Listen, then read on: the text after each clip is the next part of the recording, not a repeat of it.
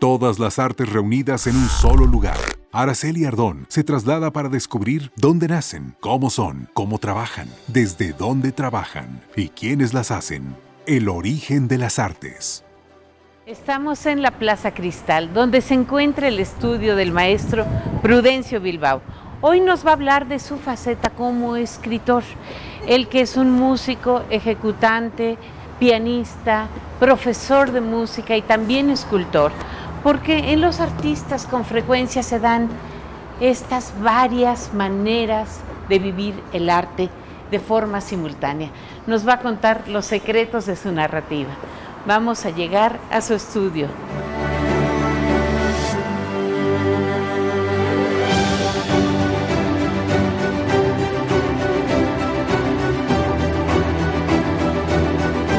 Maestro, muchas gracias por recibirnos. Bienvenida, en tu Araceli. estudio. Qué gusto. Qué placer tan grande. Un placer, por favor, adelante.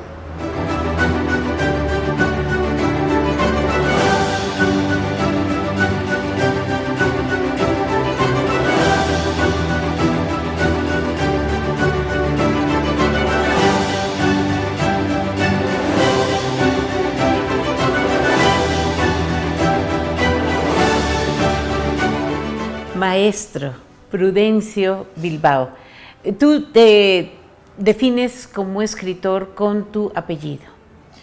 Como escritor y como músico también, en general, me gusta usar mi apellido. Que es como diferente, nombre. que es como muy auténtico, muy Sí, original. Es muy original llamarse Prudencio y que en este caso coincida con mi apellido, me gusta mucho, ¿no? Y eres prudente. Bueno, trato de ser, no siempre lo he sido. Pero en tu faceta como escritor, ¿cómo llegan tus ideas? ¿En qué te inspiras? ¿Qué parte de la vida cotidiana te va dictando párrafos? A mí me interesa siempre mucho la historia humana, ¿no? Lo que hay detrás de cada ser humano. Yo no defino un libro en sí, sino voy generando personajes y voy escribiendo sobre ese personaje. Tengo una disciplina que es, nunca escribo menos de 20 minutos, seguidos, a lápiz y contrarreloj, sin corregir. Menos de 20 minutos no es nunca. aceptable porque no alcanzas a concentrarte. No, exacto. Pueden ser varios espacios de 20 minutos en el día, no lo sé, pero el momento en que me siento contrarreloj, 20 minutos sin parar y sin corregir, y a lápiz, así escribo. Entonces, puede ser que le dé continuidad a algo que venía escribiendo el día anterior, o de pronto surgió otra idea, por alguien que logré ver en la calle, o una casa que me llamó la atención y empiezo a escribir, ¿no? Y de estos manuscritos, de estos borradores a lápiz, pasas a la computadora. Sí, ahí paso y ahí, digamos, el texto sufre una primera corrección. Ya me empiezo a ver dónde fallé, cómo puedo embellecer ese texto. ¿Estás haciendo varios libros al mismo tiempo? Sí, ahora estoy haciendo una segunda novela que se llama Una rueda muy bien hecha y estoy escribiendo un texto dedicado a mi señora madre que murió, un poco hablando de lo que fueron las épocas de su vida, ¿no? Como una memoria escrita Sí. por una persona diferente. Exactamente. No por el propio protagonista, por el propio Correcto. que vive la... destacando los momentos más culminantes de su vida, ¿no? Dice Ángeles Mastretta que escribir una novela se parece mucho a tener un amante. Todo el día estás pensando en él y no puedes decirle a nadie. Sí, esa es la verdad. Uno está distraído todo el tiempo con lo que puede suceder, con lo que se ¿Tienes tiene que voces manejar. en el trasfondo de la mente? Muchísimo. ¿Escuchas a tus personajes en el diálogo? Completamente, y eso es lo que más me gusta a mí. Hablar como el personaje, escribir como el personaje, usar sus modismos, esa es la riqueza, para mi gusto, de la literatura actual, al menos en mi propuesta. Pareciera una especie de esquizofrenia tener tantas voces dentro del cerebro. Pues sí, se puede decir que es eso, ¿no? Cómo imaginar y escuchar las voces del protagonista de la novela o de quienes lo acompañan y cómo diría esto, cómo se expresaría en cierta situación. Es fascinante, ¿no? Es como un juego en realidad. ¿Cómo narras los ambientes, las atmósferas, los edificios, los lugares por donde andan tus personajes? Con el máximo detalle posible, sin que canse. O sea, que donde haya interés, ¿no? Había, por ejemplo, decir que había una escalera eléctrica cuyo maneral derecho estaba dañado, entonces incomodaba al subir. Algo que sea un poco distinto siempre, esa es mi forma de ¿Cómo narrar. lograr el flujo? ¿Cómo lograr atrapar al lector para que el lector escuche a los personajes y también forme en la mente esta imagen? Yo creo que el elemento esencial es el chisme.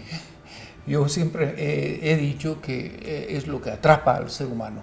Si estamos en un grupo de niños, por ejemplo, que están totalmente absortos en su pantallita, en su teléfono, jugando concentradamente y nada los va a sacar de ese mundo. Pero si uno dice en voz alta, y se van a divorciar, ¿quién? Dicen todos los niños. Es una cosa curiosa cómo funciona el chisme. Entonces, la gracia de la novela es saber atrapar con esos detalles que tiene la naturaleza humana, ¿no? ¿Qué pasó detrás de ese matrimonio?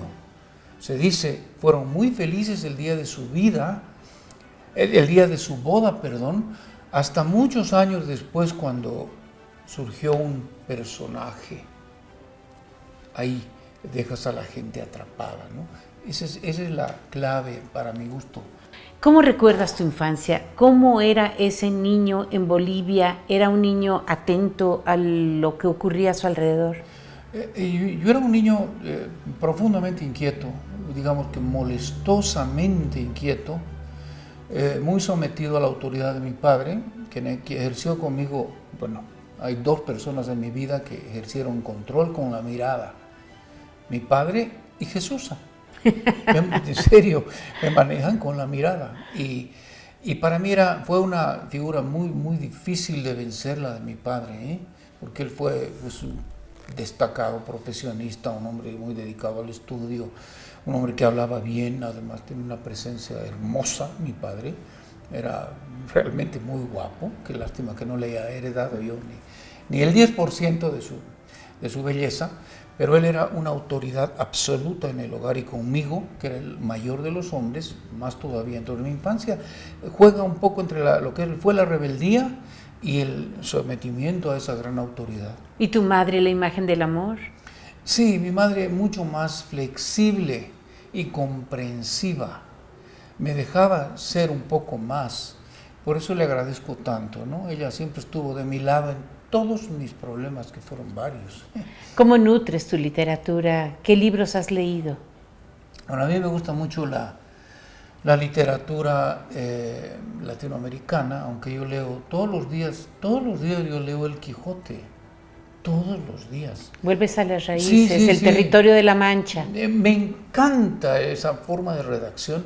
A veces hay un abuso del queísmo, del exagerado, pero así escribían, ¿no?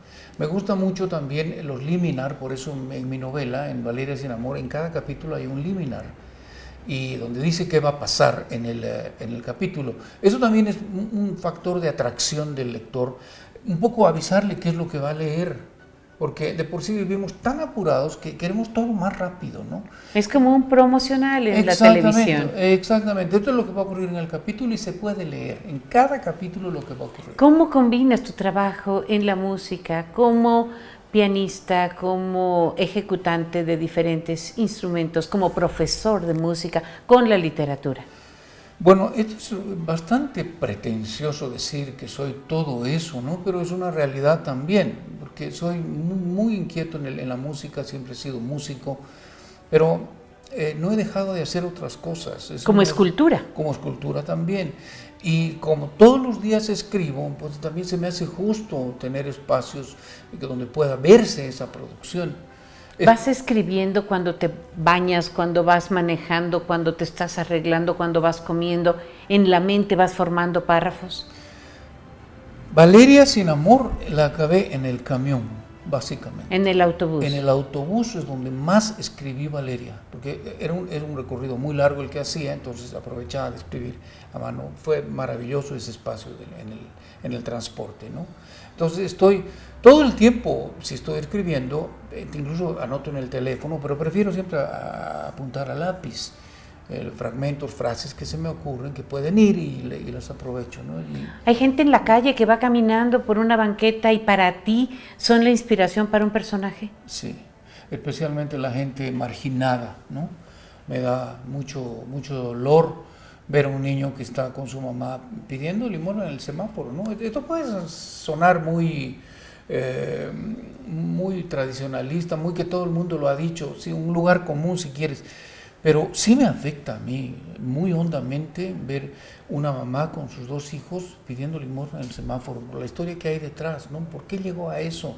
¿Qué no pudo hacer en su vida que tuvo que estar en esa situación? El escritor tiene un compromiso social. Absolutamente, tiene que... ¿Cuál es la función social de la literatura? Yo pienso que es en retratar su tiempo, básicamente, lo que está alrededor de él, la sociedad que vive y cómo vive. ¿Eres una cámara con sentimientos? Sí, es el deber mostrar lo que pasa, porque no es simplemente el papel de un gobernante proteger a sus súbditos, por decir así, ¿no? O sea, la función del comunicador, la función del escritor, la función del artista está en esa dirección, en retratar lo que está pasando. Para ti, ¿qué es la literatura? La literatura es el idioma en un papel. Es la forma en que uno puede plasmar ideas que son originalmente vía oral, las puede plasmar en un papel para que mucha gente pueda leer. Para que mucha gente pueda leer la realidad que vive. Gracias, maestro, por tu tiempo, por tu dedicación. Gracias, Araceli, me siento honrado con esta entrevista y agradezco también a RTQ por todo su tiempo y su dedicación. Gracias, gracias. Soy Araceli Ardón y volvemos al estudio.